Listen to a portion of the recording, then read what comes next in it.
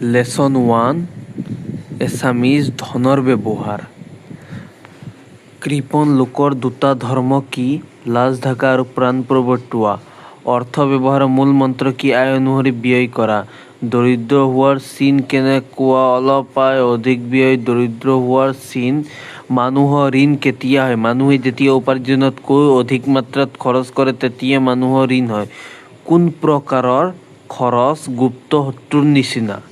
খুচৰীয়া খৰচ গুপ্ত শত্ৰুৰ নিচিনা। ধনৰ দুই প্ৰকাৰৰ ব্যৱহাৰ কি কি? ধনেৰে সু-সম্পদ গোটাই ল'ব পাৰি, ধনেৰে আনক উপকাৰ কৰিব পাৰি বা উপকাৰ সাধিব পাৰি। কৃপণ লোকে আন মানুহে ধন খৰচ কৰিলে কিয় সহিব নোৱাৰে? কৃপণ লোকে আন মানুহে ধন খৰচ কৰিলে সহিব নোৱাৰে কাৰণ কৃপণে কেতিয়াও তেনে ধন খৰচ কৰি পোৱা নাই বাবে ধোঁৱাখুলিয়াই যদি অধিক খৰচ কৰে তেতিয়া সেই খৰচটো কৃপণ লোকে সহিব নোৱাৰে। লেখকৰ মতে কোন দুটা বৃত্তি ফলিওৱাৰ বাবে অলপ ধন লাগে? লেখকৰ মতে দয়া বৃত্তি ফলিওৱাৰ বাবে অলপ ধন লাগে বা আৰু অহংকাৰ বা লোভ বৃত্তি ফলিওৱাৰ বাবে অলপ ধন লাগে। কি দুটা কাৰণত মানুহে কৃপণালি কৰে? ধন ঘটোৱাৰ কাৰণে কৃপণালি কৰে নম্বৰ 1। 2 নম্বৰ কৰে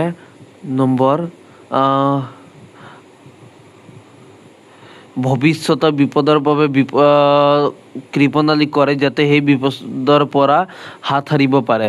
কৃপণ আৰু ধোঁৱাখুলিয়াৰ মাজত থকা দুটা পাৰ্থক্য লিখা।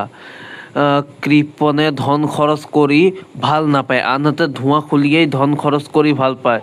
কৃপণে ধন ঘটোৱাৰ কাৰণে কৃপণালি কৰে, আনহাতে ধোঁৱাখুলিয়াই ধন খৰচ কৰাত কৃপণালি কৰে।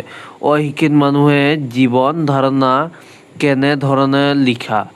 অশিক্ষিত মানুহৰ মনত ধন খৰচ কৰা এটা মহাতালিৰ কাম। সিহঁতে ধনীক ঈশ্বৰ যেন দেখে। ধনীৰ অত্যাচাৰক প্ৰতাপ বোলে, কুকৰ্মক ধেমালি বোলে, ধনীৰ মাৰ কিলক আদৰ বুলি ভাবে। কুকৰ্মক ধেমালি বোলে, আনহাতে ধনীৰ মাৰ কিলক আদৰ বুলি ভাবে। সিহঁতে ভাল বেয়া একো বোধ নাই, মান অপমানৰ একো জ্ঞান নাই। এনেকুৱা নিৰ্বোধ মানুহৰ প্ৰশংসা পাবলৈ যি নিজৰ হিতাহিত জ্ঞানক ঠেলি থৈ অযুগত খৰচ কৰি দুখ মাতি আনে। এইবোৰেই হৈছে অশিক্ষিত মানুহৰ ধন খৰচ কৰাৰ কৌশল। অসহজ বৃত্তিধাৰী লোকৰ জীৱন প্ৰণালী কেনেকুৱা? অসহজ বৃত্তিধাৰী কৃপণ লোকে ভাল বস্তু খাবলৈ অভিলাষ কৰিলেও নিজৰ ধন খৰচ কৰি কেতিয়াও ভাল বস্তু নাখায়।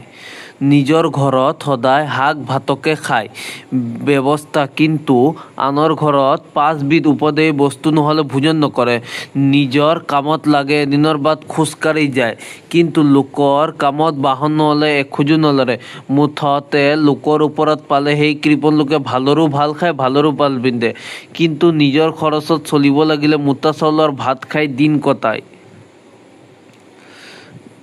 কটাই খাৱন পিয়ন সম্বন্ধে এই কৃপণ লোকৰ মুখত সদায় দাংকোপ মাৰা কথা। কৃপণ লোকে নিজৰ ঘৰত আচল অৱস্থা কেতিয়াও সদৰি হ'ব নিদিয়ে, কাৰণ তেনেহ'লে আনৰ ঘৰত দম্ভালি মাৰিবলৈ বাট নৰয়।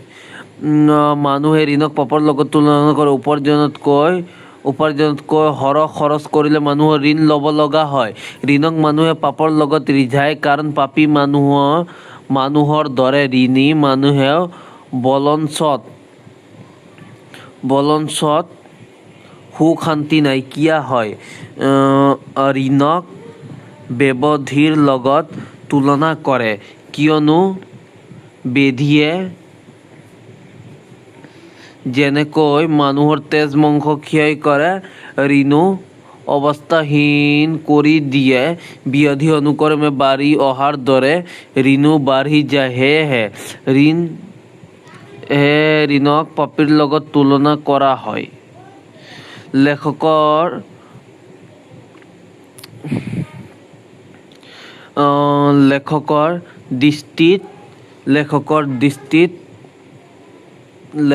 দৃষ্টিত ধৰা পৰা কৃপণ লোকৰ সংজ্ঞা সম্বন্ধে আলোচনা কৰা।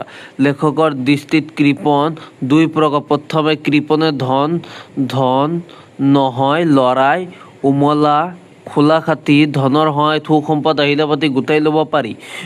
ভোজনৰ বস্ত্ৰ ভাল বস্ত্ৰ পিন্ধিবৰ বাবে, কাপোৰ কানি থাকিবৰ বাবে, ভাল ঘৰ, হাতী ঘোঁৰা, গাড়ী, বন্দী, বেত আদি সংহাৰী সুখৰ আহিলাবোৰ ধন হ'লে গোটাই ল'ব পাৰি। কিন্তু ভোগৰ নিমিত্তে ধন এই কথা কৃপণে নুবুজে ল'ৰা তিৰোতা কৃপণৰ মনত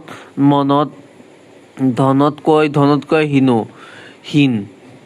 তেওঁলোকে ধন খৰচ হোৱাৰ ভয়ত নিজেও দুখ কষ্ট ভোগ কৰে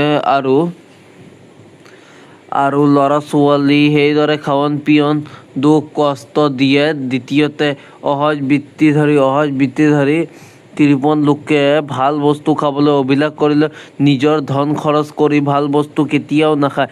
নিজৰ ঘৰত সদায় একেটা শাক ভাতক কিন্তু আনৰ ঘৰত 5 বিধ উপদেয় বস্তু নহ'লে ভোজন নকৰে।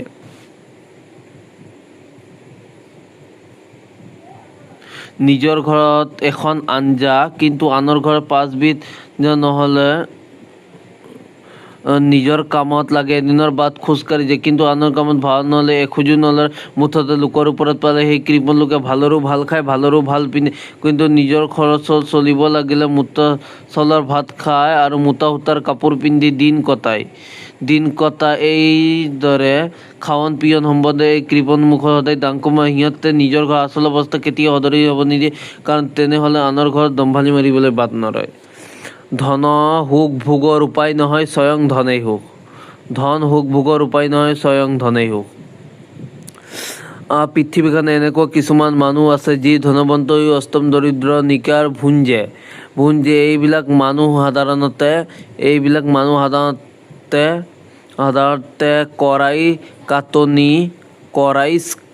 কটকিনা বা কৃপণৰ বোলে। আচলতে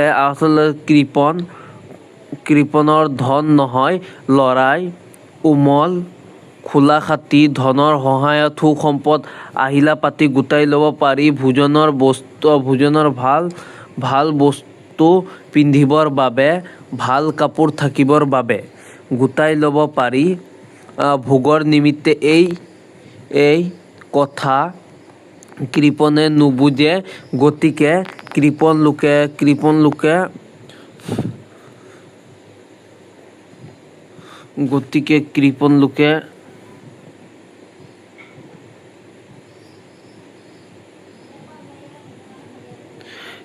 লোকেৰ বাবে স্বয়ং ধনেই সুখ। ল'ৰা তিৰোতা কৃপণ ধনতকৈও হীন।